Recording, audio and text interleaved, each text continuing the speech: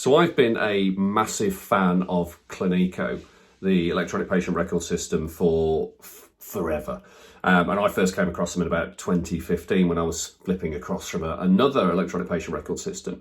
So I was really keen to have a conversation with somebody from Cliniko to just kind of talk to them about the electronic patient record system, how it can help clients, how it can help practitioners, all that kind of good stuff. What I wasn't expecting was actually get on a call with the person who started it all, Joel. And I managed to get on, have an interview, have a conversation with Joel. It was brilliant, really had a pleasant time. And we didn't just talk about all things electronic patient record, we also talked about telehealth, which with what's going on at the moment is really important, and kind of the future of these things and maybe what's on the horizon. We also had a quick conversation about mustard, good coffee, and gaming. So if you're into any of those things, this is the interview to have a watch of. But going to dive into it now. Obviously, if there's any questions or any comments, come and find me and enjoy the video. So, hello everyone. Thanks for joining us on this video. I'm joined by Joel from Cliniko, or is it Red Guava? I always get confused because there's Red Guava. I think is probably the underlying company, but you'll tell me all about that in a moment. I've been dying to get Joel on a call and have a conversation with him for ages. Very selfishly because I used Cliniko a long time ago, which I'll talk about, but also because it's one of the things which made a huge difference to my clinical practice, but also because I know that electronic patient record systems can make a huge difference to other people's clinical practice. So I've been dying to get on a call with Joel, and actually we've been quite a lot of backwards and forwards with emails, which is partly my fault, partly COVID's fault, and partly just the world as it is at the moment. So Joel, welcome. Thank you for coming along and joining me today. I really appreciate your time, especially with the kind of time difference going on and everything that's going on in the world. Can you just briefly tell me a little bit about yourself? Sure. Thank you very much for having me. So my background is in software development, and notably for this discussion in building Cliniko, which I started almost 10 years ago now, which is practice management software for the allied health field. Awesome. Why did you start it? What was you must have woken up one morning and gone, I can see a need for this. I'm going to do this. So I didn't really see. My partner is an osteopath, and she saw a need for this, and in a way tricked me into building this. So like any other software developer, I was excited to build tools for software developers. But there's a lot of them out there, and she'd been working as an osteopath and found that the system she had available to use, and I'd seen what she was using, and they weren't the most modern. Like I said, we're still talking, almost 10 years ago now, so it's a lot different even to what it is today. But she wasn't using a great system at the time. It wasn't modern by any stretch. And she kind of said to me, we could build something, we could do something better than this. And it's super simple. We just need to have like appointments and treatment notes and you're done. That's it. And already it's way better than what I've got. So I feel like, I'm 10 years in and still building this thing and nowhere near finished like I was promised. So I feel like in a way I was tricked into this by being told how simple it would be. I love that. I love that. So one of the things which I found, my background being nursing before being a podiatrist, is that a lot of people in healthcare, certainly when I started, are not technically minded. They and even now, they still don't want to deal with the technical side of things. I don't understand it, so I'm not going to play with it. So having somebody at home who does software development and can create this stuff is a really useful thing. I'm assuming the other side of that is that you don't have any problems with your back. That's correct. Although maybe it's a little bit like, the situation where, go out and do your work in what a profession is, and then you come home and you're not so keen to do it at home, the same as maybe our technology around the house is not so looked after. Yeah, I agree with that. My wife has to book me in to sort out the kids' feet as well and sort out her feet. I get these kind of nods too. My feet need doing. When can I book you in? So yeah, it's right. And I know the story we always have around here is about the plumber who sorts out everyone else's plumbing and comes home and their plumbing is absolutely wrecked. So yeah, exactly. I could imagine that. We were talking before we started recording about, I suppose, about the stories around Cliniko, because I love stories. Storytelling is wonderful for me, and I will share my kind of Cliniko story, and then I'd be really interested to hear of other stories that you've had, because you must have had some amazing stories over the years. I came to Cliniko first in 2015, and I'd been using an alternative system just really for appointments and for invoicing up until that point. And it was the point where I decided I wanted to go fully electronic patient record. I'd got a huge filing cabinet full of notes. My handwriting is not the best on a good day. And I was realizing that it was just taking up so much space. And as a healthcare professional, we have a duty to keep those notes for a set number of years. And they were just building and building and building. And I thought, right, I've got to do something about this. I've got to go a completely different route. And so I started with that other system to use the electronic patient record component, and absolutely hated it. I found it clunky. I found it very non-intuitive. And because 25 years ago I used to program computers and do IT and tech stuff, for me, that element of usability was massively important. And I just started a coaching program at that point as well, with guys out in Australia with a podiatry hive. And one of the guys in that group, Peter, actually said to me, he said, well, we were talking about it. He said, have you looked at Cliniko? And I went, who? I have no idea who they are. I said, well, check them out. And so go and have a look. And that's how I first came across Cliniko. And I remember that I just started putting stuff into that other system. It was really clunky. I was really frustrated with it. And then I got onto Cliniko probably about the October of 2015. And maybe you can only say this if you've dealt with software before. I fell in love with it, literally fell in love with it, because suddenly I got this thing which worked. It was intuitive. It looked good. It was responsive. It was, and not just that side of it. It was everything else around it was nice as well. The support, the humor behind it, was some humor in the background as well, which I really appreciated. So back into 2015, into 2016, I actually started transitioning across, and I went live fully on Cliniko from the 1st of January 2016. And it was great, and it really, really worked for me. And we talk about things changing lives and changing professional lives. I have to say that it did, because suddenly I'd got really good invoicing. It linked in with other stuff beautifully. It looked good. And I could do SMS text message, which I know I could do with the other system, but I could do it. And suddenly everything seemed to work really well. So my story at Cliniko is great. What other stories have you got? What are the things people talk to you about? So I think one thing that you mentioned that's really interesting in building Cliniko, and it's different to other software I've built in the past, is that people use it all day, every day. And for many businesses, it's the only thing they use. So if we put a feature in, all of a sudden their business now does this thing. Or if we don't, they don't go and seek it out from another system. They just don't do it. So like, let's say sending out a bulk SMS to your client list to let them know about something. If we don't have that built into Cliniko, most clinics don't do it. If we add that feature, it enables them to do this particular thing. So it's really satisfying and motivating from a software development perspective to know that you can have this impact on businesses. And I know like the developers in our team, they will work on a feature and they will release something, and they'll be watching Facebook or Twitter or wherever we've announced it to see what the reactions from people are like, because people, it matters to their businesses, and our developers really feed off that. And it's so rewarding to know that something you're doing is actually making a difference. So it's interesting, with what you talk about there, that it's like, you're probably not in love with an application that you use 1 minute a day for a very brief little thing.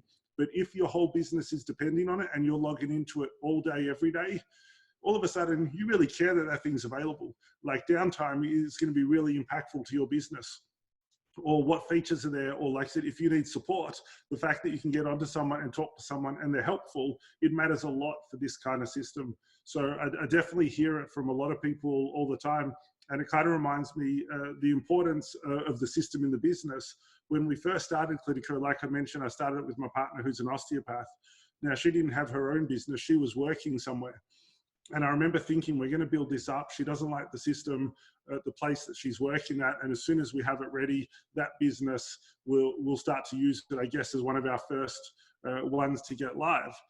So we got it ready enough that it could be used in a business. And she went to her boss and he was like, we're running a decent sized clinic here. We need something pretty reliable. And maybe he was a little more skeptical because it's like someone working there's partner that built it. But he wasn't sure this thing was going to work and wasn't prepared, and actually took a while to get them on board. They were not our first customer. And I think that, perhaps for other businesses that just saw it as a new product and a new brand, they could jump on board. Whereas when he knew this is just Joel and Leora doing this thing, well, that sounds a little risky, and let's wait and see if it actually works, before we do. So I think that, the importance of the product actually made it quite hard in some cases to get it in.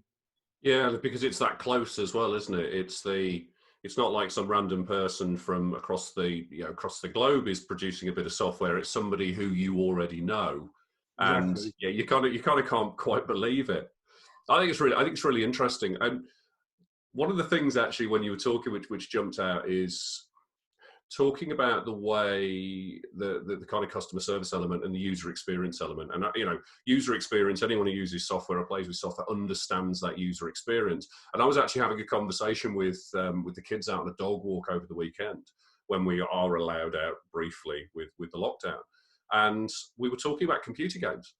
And my youngest son at the moment, Ethan, who's 9.5, absolutely loves Pokemon. He adores Pokemon.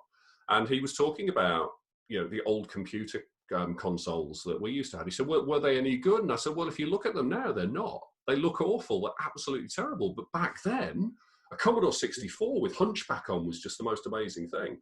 And while the graphics look crap now, it was the user experience. It was the playability.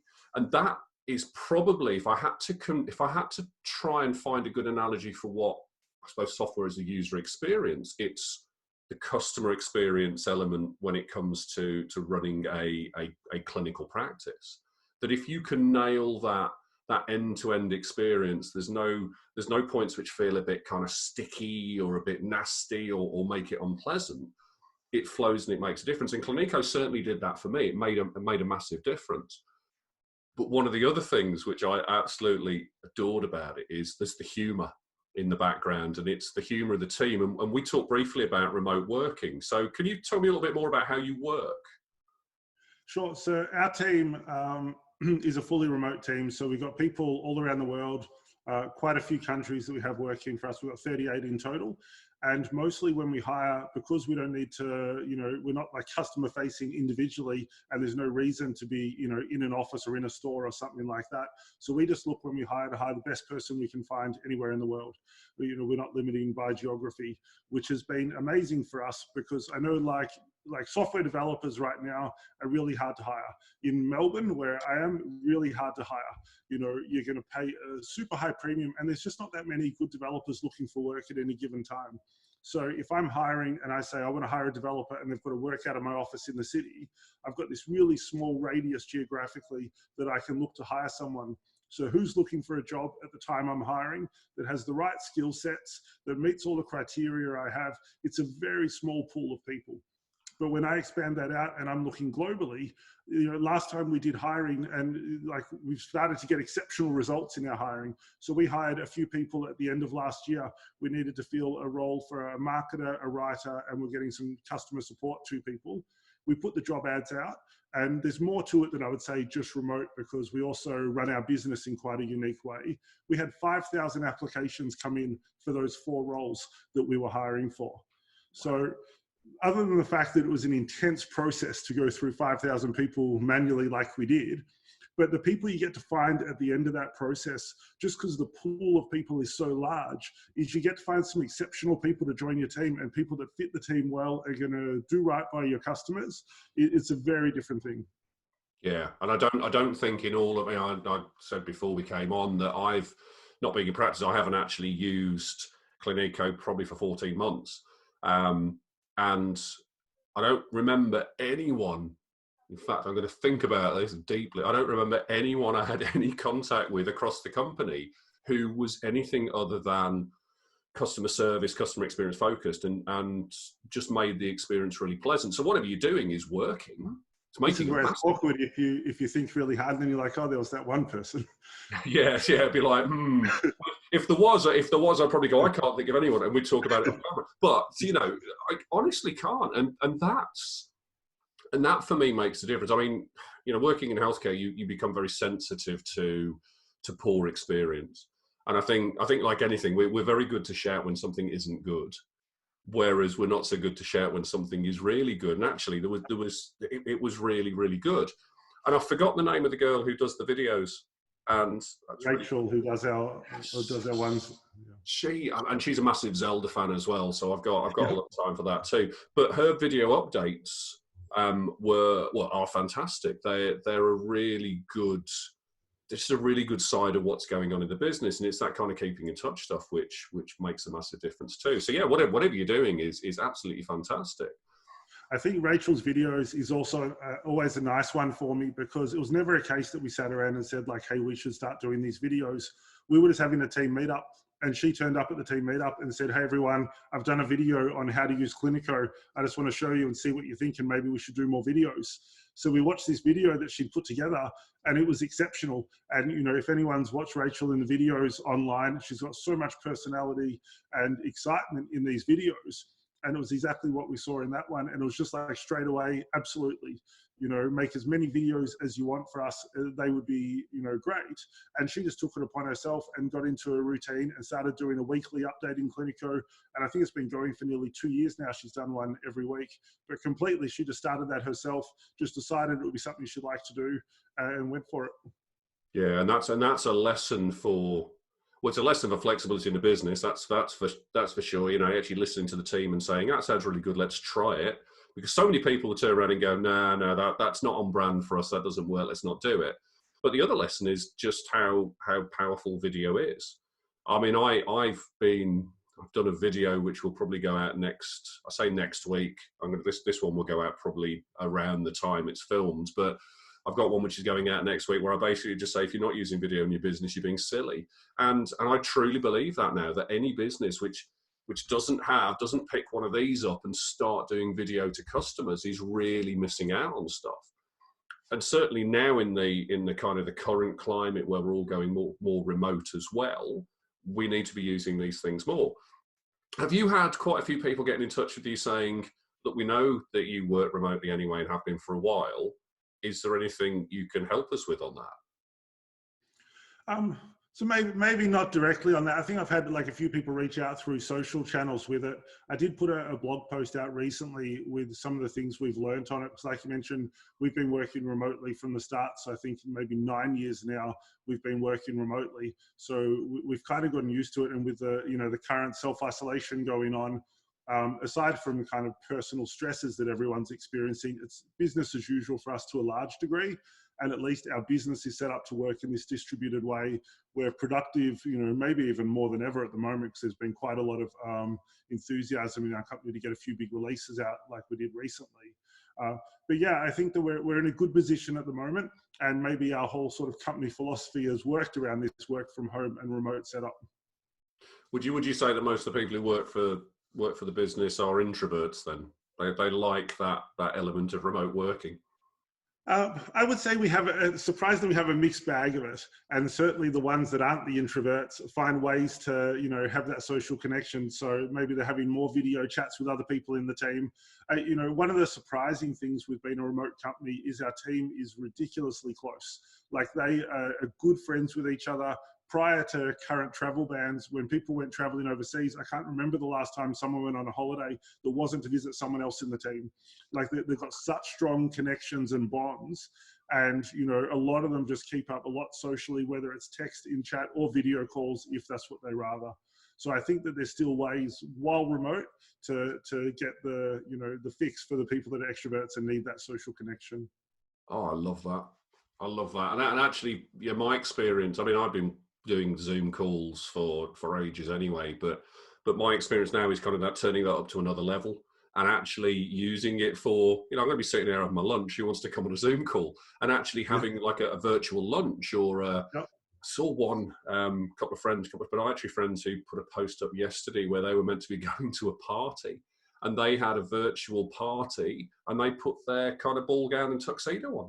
You know, and this kind of thing is just really cool. And actually, from that social element, is what we need at the moment. I know we're not getting the physical connection the same way, but that kind of social conversation makes a big difference. Absolutely. You talked about kind of the team pushing forward to roll out some new stuff. So what's been? We talked briefly about telehealth stuff. So is that one of the things which they've pushed out? Yeah, so we kind of, when stuff started getting really seriously, we sort of regrouped and decided, all right, what are our customers going to need for their businesses to get through this time? So many are going into lockdown, so many can't do face-to-face consultations. What do we need to do in Cliniko to make it easier for them? And telehealth was a really obvious one that we needed to support them with. A lot of businesses, even manual therapy businesses, are going to be moving to telehealth for the short term. And I expect an element of telehealth long term as well. I think that for most businesses, the ability to offer some telehealth services is going to be critical for them. Right now, for obvious reasons during COVID-19, but later for people, that you want to provide care to that maybe can't travel, people in remote locations, maybe people that are traveling and aren't around to get their usual, session or consultation. It could be the elderly that have trouble making it into a clinic. And there's probably a lot of value in care that even a manual therapist can provide over telehealth, albeit not exactly the same as an in-person session, but quite possibly still adding enough value to be worthwhile long-term. So we kind of shifted our priorities. If you asked me 2 weeks ago, will we ever do telehealth? I would have categorically said no, that'll never be in Cliniko. And as of Friday just passed, it is. We launched it. We managed to turn it around. We had a look in 7 days from the time we started writing code to the time we released it to our customers. We managed to have full video chats built into Cliniko. If I might say, in a pretty nice way, seamless, room joining for patients and practitioners, secure, quality of videos high. It's really working quite well. And our team just pulled together in a crazy way to achieve that. That is absolutely fantastic. 7 days. Yeah, 7.5 technically, but it was amazing. So many people in the team got on board and they just plowed through it knowing our customers would need it. And, we released it on Friday just past. So as of now that we're chatting, that's 3 days ago. And we've already had more than 5,000 calls done through Cliniko using the telehealth. So we released it not long ago and people are obviously desperate for it. They've started using it. And you asked about stories before. The best things I keep seeing right now is businesses that weren't planning on doing telehealth that are now already offering telehealth because it's so easy to do.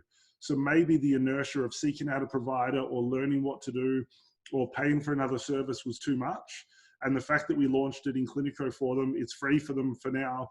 And to turn it on for an existing customer takes about a minute. And so many that weren't planning to do it are already now offering it and have already done sessions with patients through it, which feels amazing. God, and then the benefits of telehealth are, well, at the moment are obvious. You're reducing the social contact, you're reducing the spread of COVID, the social distancing and isolation fits in with it beautifully. But one of the things which kind of jumped out for me when I've been talking to a lot of people about this over the last week or so is, those patients who aren't sure whether they need to see a practitioner, they need triaging more than anything else. A 10, 15-minute conversation from your living room without having to get in the car, drive somewhere, take time out of work, whatever it is, that in itself is well worth it. But also the ability to be able to follow people up. So somebody comes in for a physical procedure, they have that physical procedure, and instead of them having to come back at a time which might be inconvenient for them, you can just say, okay, how's things going? And you can charge, accordingly for that. Plus your overheads are much lower because you can do those calls from home if you want. You can have an afternoon of just doing telehealth stuff. So yeah, it's amazing what goes on there. But I'm still at 7.5 days. It was a mad 7.5 days where, ordinarily we like to pride ourselves on pretty sane work hours. Our team works a 30-hour week normally. And certainly wasn't 30-hour week for those 7.5 days for the people involved. But, it was so worth it. The value that was produced in those 7.5 days so far exceeds the effort we put in. Exactly. And you've then, we were talking before about a system which you go into and you spend all day in it. Now you do have a system which you can go into and spend all day in it and do everything that you need to do.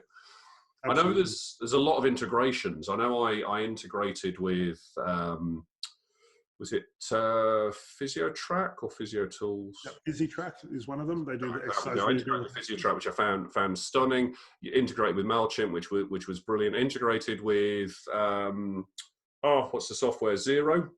Yep. when I did it, but then I realised just how bad I am at bookkeeping. But that was a whole other thing. But it was those Yeah. integrations which made a massive difference to the business as well. Because suddenly, if I did have to go out, there was a complete data connection across the board, so I didn't have to worry about putting other people's details in. Yeah. What other things have you got lined up in the future? What kind of big ideas have you got for Cliniko moving forward? Sure. So honestly, it's hard to say too far out because right now we're so focused on what our customers need for the next 2 weeks, for the next 1 week. You know, times are changing now and the world is changing so rapidly like I've never seen before. So right now we're looking at things like intake forms to get out. I think we're going to have that released this week still, which will be intake forms. We just released collecting payments for online bookings on Friday just passed as well. So Nice. people can actually collect payments online. We've got some enhancements for that coming where you can collect payments in advance via email or post-treatment via email as well. So that'll come out soon. We've got better time zone support happening because with the move to telehealth, one of the things that I think businesses will start to take advantage of is no longer are you so localized in your potential client base. So if you're a local clinic at the moment, there's, similar to what I talked about hiring, you've got a very small range for your client base. People probably aren't traveling 2 hours to get to your clinic, or at least it would be the exception. So with telehealth, where geographical location doesn't matter anymore, that's a massive opportunity for businesses to consider where else can they reach out to. Now, maybe it's anywhere within your country, or maybe it's further than that, depending on sort of health regulations and insurance and things like that. But the opportunities there are quite big. So we're also focusing on just making sure we've got a really seamless experience when you either have multiple practitioners or patients in different time zones. And we want to get that out hopefully this week as well. So that's, I mean, yeah, that what you said there about your geographical location, not now limited by the distance that people will travel, because people can contact you throughout the world. And I think I put this in the video I did about online consultations. Is now suddenly you don't have to think about going to see a good clinician in the location near to you, when you can have a conversation with a world-class clinician who specializes in your problem halfway around the globe. Absolutely. Get you to where you need to go, twice as fast, and for a difference in price, and will offer much better value. It's a much better way of doing things. And I think that change in mindset is going to be an interesting one. If you're the only clinician in the village, people come to you because your ease and convenience. But if someone better they can get in touch with, then that's really going to up the ante. I think it's going to change so much. It's going to change advertising. Like at the moment, all your advertising and marketing is going to be focused locally. And so coming with a bigger audience also becomes bigger competition. There's a lot of things that will change if you're starting to look, countrywide or globally for your client base. And then I think maybe a little bit related to what I talked about with our hiring before, it's not just your clients that can be in different regions. Now also your team could be. Yeah. So if you're doing predominantly telehealth, or it's a big part of your business, then there's no reason that your practitioners need to be within 10 kilometers of you either. Maybe they start to, be spread out in different places, and that gives you a lot more opportunity to hire great people if you're able to look further out. Wow. Yeah, and there's so many opportunities to it, so many opportunities. And it's only when you get to that next step. So, you guys sticking your telemedicine and telehealth stuff within the system, and once that's settled, that will give you a much better vantage point to see what's coming next. Absolutely. Is there anything else on the horizon which you're kind of, which is quite a way away at the moment? You're thinking, I wonder whether that's going to come our way or not. Is there anything else? If we're talking further into the future, I'm always curious what happens with devices. So, wearables is something that's kind of been attempted many a time for a while now. And, we had like Google Glasses that came out that were a bit of a flop and didn't quite live up to the expectations. And there was Microsoft's HoloLens that came out, a similar type thing. There's obviously a lot of devices with watches and things around now. Like even Apple Watch has some amazing healthcare features built into it. So I'm always fascinated with devices, what's going to happen, how is that going to change either in-room treatment or potentially the out-of-room treatment, and maybe that's where you'll get the biggest enhancement. If there's some level of monitoring and activity that can happen in between the treatment in an automated way that can give you information to allow you to do a better treatment or provide more accurate recommendations to your client or something like that, I think that's a really interesting prospect. And I also just think, coming back to even what you're using in the room to record your notes and things, like we haven't seen innovation in computers for quite a long time. And by that, I mean, if you get a laptop from 30 years ago, 20 years ago, and you look at a laptop today, it's a bit thinner, it's a little bit smaller, but we haven't really done much. It's still horrible ergonomically. You're still tied to the fact that you want a big screen, but you want a small laptop for portability, and they're at odds with each other. So a lot of people will pick a 13-inch laptop because they want the portability, but geez, I would rather have a 17 or 19-inch screen. You just, you're choosing one or the other, and there's a trade-off. And I think that there's got to be some innovation in these devices as well. I think that the screen should not be linked to the size of the laptop. Now, whether that means it becomes like Google Glasses, where the screen is on your eyes, not actually part of the device, or it could be this new foldable technology they have for screens that they're playing with, where maybe you can fold out a bigger screen from a smaller thing. But I'm interested on the device front as well. What's going to happen with these things? What's the treatment room going to look like when this technology evolves? Yeah, that's well, I'm thinking of Minority Report style stuff at the moment, big screens with hand gesture controls and being able to turn, if you've got your clinic and you've got a wall in front of your patient, being able to turn that into a screen to display stuff for them. Yeah, things like that. Cool. Have you ever read the book Neuromancer by William Gibson? I will have to look it up after, but I have not. It's an amazing book. There's a character in there, I believe, I think her name's Molly Millions, I think, and she is an assassin, and she basically has the lenses of glasses in her eye sockets, and she has a feed coming through into there with information. And there's various points during the book where she is going off on a mission, and she's actually providing a feed of what she's seeing back to people. So it's kind of like that, the external camera.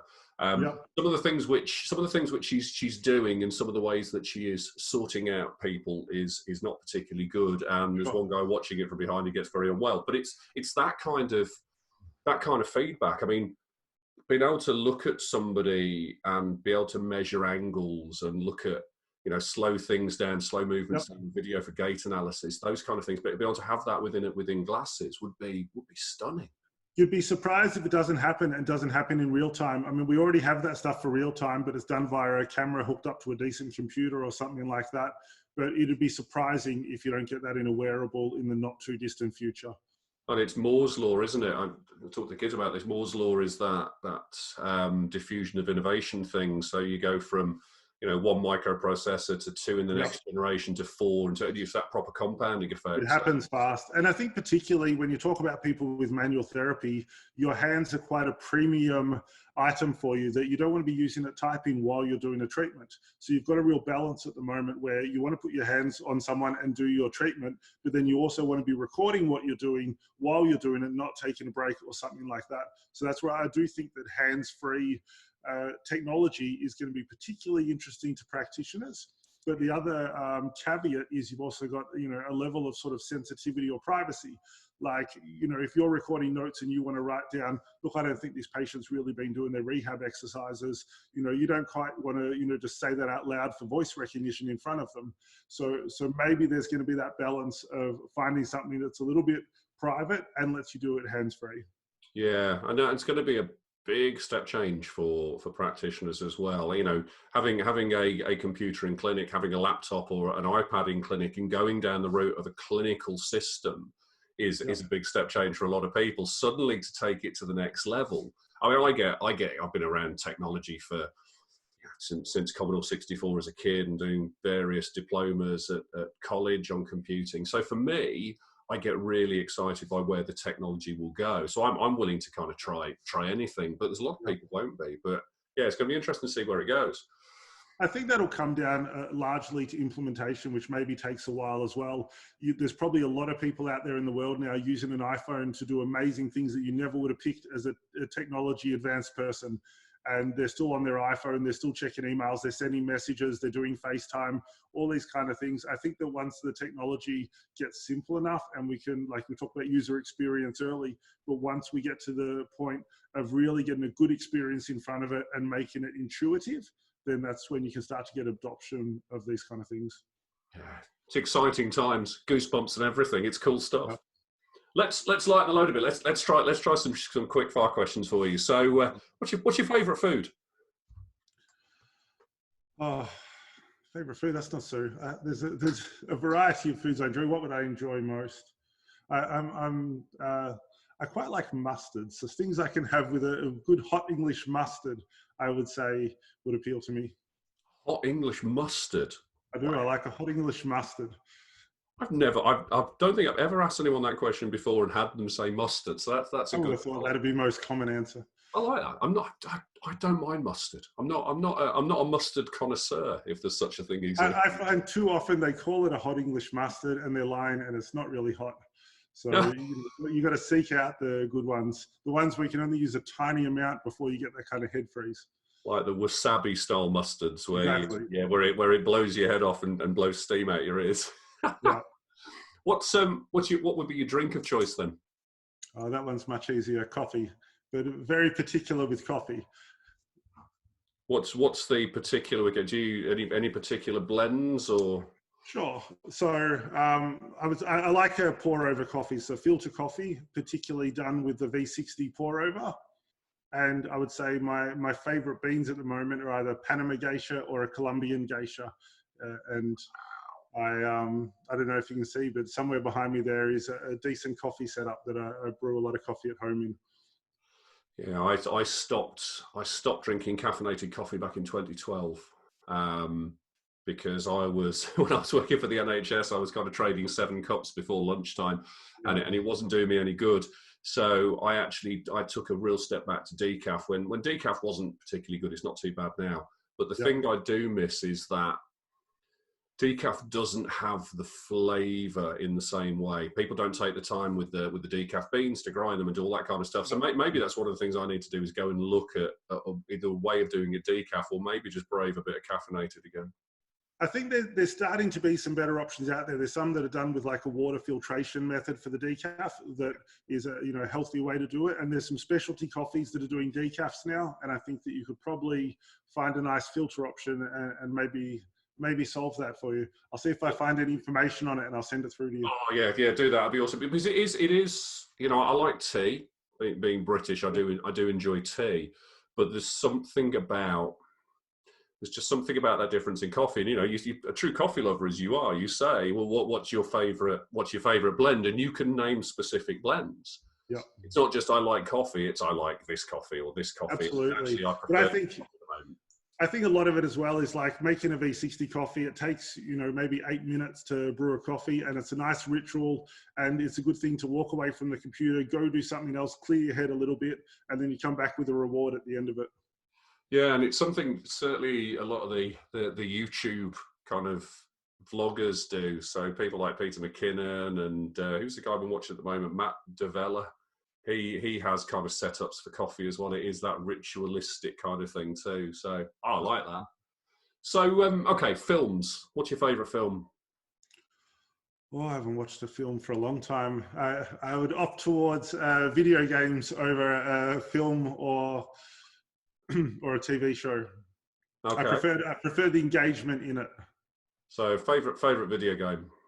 So at the moment, I'd have to go with Diablo 3. It's not the newest of games, but there's something like complicated enough to enjoy, but not too complicated. Where if I've had a busy day, you can just a bit mindlessly play.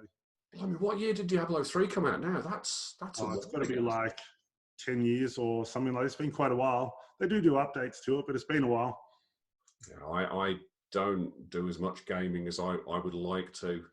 My youngest said before he's gone down the route of Pokemon. I've got a Switch with Zelda on it, Breath of the Wild, which I absolutely love. The game I'm waiting on, but I'm not sure that the wife will let me anywhere near it, is the Final Fantasy VII remake. When that comes out, because I still remember 1997 in my first ever house when I had hair as well, had long hair. I just started my nurse training, and I used to play Final Fantasy VII at home when I wasn't on the wards, when I wasn't studying. I think I've got to wait. My childhood role play game was Ultima 4 that I remember, that I think I've got to wait for the remake of. Oh wow! You see that, and then if we're looking at the technology which goes in with gaming and immersion now, is there's so to some of the things which you can do with gaming now are just stunning. But I think there's still some ways for that to go. Certainly in terms of the VR and the what's the film I saw, Ready Player One, which is it's a great book and it's a great film, and it's a whole suit which you wear as part of that immersive thing, and it gives you all the feedback through the suit. One of the things I love with games, and again, coming back a little bit to user experience, is they feel like they're a world ahead in user experience, in like how easy it is to get started. You know, very rarely do you play a video game and you need to read the instruction manual before you get started and go look up some guides. Usually when you just get started, it's simple enough and they lead you into it, and there's only a few things you can do, and it starts to unravel as you get more capable and confident with it. And I feel like they have their onboarding down pat. You can just jump into a game and enjoy it right away. And then the user interface, usually for these games, you're doing pretty fast-paced actions and you need to react in an instant. And there's a lot of controls at your disposal that you just, instinctively can do and use to control your character or whatever it might be. And I feel like games have been doing it for a long time, where they've got user interfaces down, they look good, they're quick, they're fast, and the onboarding is really simple. So I find often inspiration in that as well. Yeah, absolutely. And touching on what we talked about before as well, Hunchback on the Commodore 64 was an amazing game because it was playable. It looked pants, but it was playable. And I think there was an evolution where we went from games which looked crap, which were playable, to games which looked good but weren't. And then they started to look good and were playable. And if you find that sweet spot of a game which looks beautiful in every way, shape or form and plays well, they're just amazing things. They're a proper experience. Absolutely. I think every time we have a technological advancement, we go through that leap. So let's say, a new ability for graphics comes out, you'll get all these games come out that take advantage of all the new graphics, but they're rubbish to play. And then people will start doing good graphics and good gameplay. And we had it with virtual reality. You could do virtual reality for games, and all these games came out that showcase virtual reality technology, but horrible gameplay, nothing in it. But they showcase, and now we're starting to see virtual reality games that have both the gameplay and the experience of the new technology. Yeah, it's interesting, isn't it? And that's a very observable phenomenon as well, to actually see that going on in front of you. Yeah. Yet people like me still become an early adopter and go and buy stuff at the first, for the first iteration, and wonder why I'm never happy with it. So that's it. That is brilliant. We could, I reckon we could just scrap any of the healthcare stuff and we could just talk about games for a long time. I absolutely love gaming. Perfect. We should have to talk about that. Joel, I really appreciate you coming on, spending the time with me today. It's absolutely fantastic. I'm glad we've got this sorted. There's so many exciting things going on in Cliniko at the moment. It's, my reaction to go to it back in 2015 was exactly the right thing, and it was an immensely pleasurable experience for me. And now I don't have a clinic. It's obviously frustrating that I don't have access to that, but it's one of those things. There are going to be people who are watching this who are going, okay, I've heard of Cliniko now. Where do I find out more information? So what would be the best kind of way to find out what you guys are up to?